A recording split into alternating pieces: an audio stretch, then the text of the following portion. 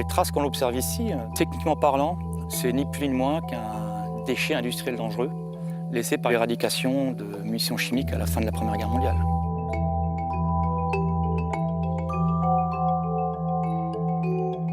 Je m'appelle Daniel Hubé, je suis un géologue de métier et également un passionné d'histoire. Ici, à la place à gaz, ont été entreposés puis démolis à peu près 200 000 obus chimiques allemands entre 1926 et 1928. Les munitions, contrairement au bon vin, ça ne se bonifie pas avec le temps. Ça rouille, ça devient instable. Donc il faut absolument les démolir. Les obus qui ont été détruits ici sont ce qu'on appelle les obus à croix bleue allemands, et chargés avec un toxique de guerre fait à base d'arsenic. On l'a fait par brûlage. Et forcément, en brûlant ces obus chimiques, les obus ont libéré dans le sol leur contenu toxique. Lorsqu'on a fait des sondages profonds à 4 mètres de profondeur avec une pelle mécanique, nous étions équipés comme des cosmonautes. 100 ans après, c'est plus le poilu qui portait le masque, c'est nous. On est ici sur des concentrations qui sont tellement élevées en arsenic et en dioxine que même une présence relativement courte et peu répétée dans le temps peut générer des impacts sur la santé humaine. La Première Guerre mondiale a été la toute première guerre industrielle. Et étrangement, ça reste un des conflits dont la séquelle environnementale n'a pas été étudiée. Contrairement à d'autres conflits comme le Vietnam, l'Afghanistan, le Kosovo, mais 14-18, étrangement, est toujours resté un tabou.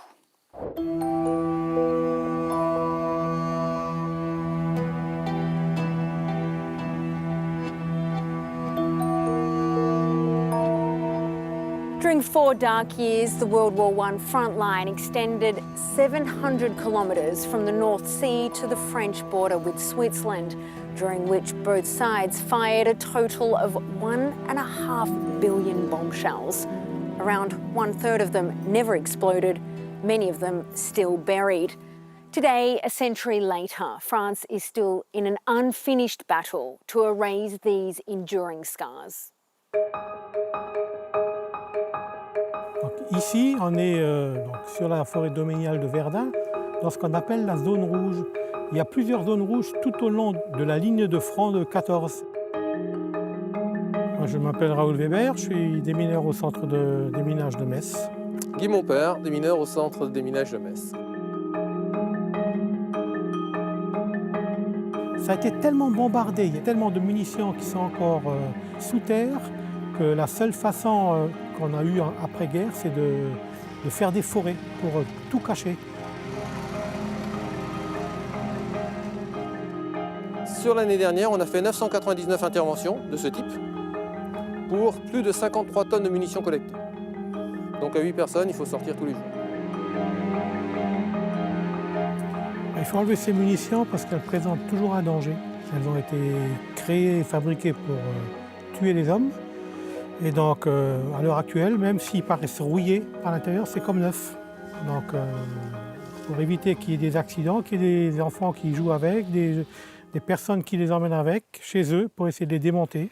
Donc, nous, on les enlève, ça évite tout accident.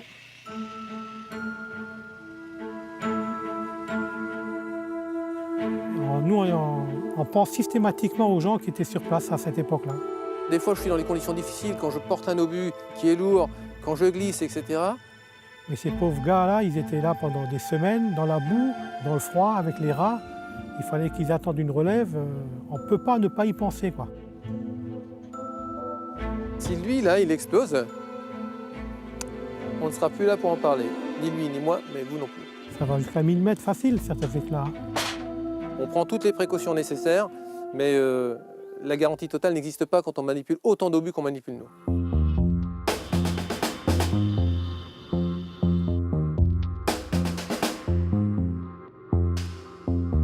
Around me you can see the library of ammunitions.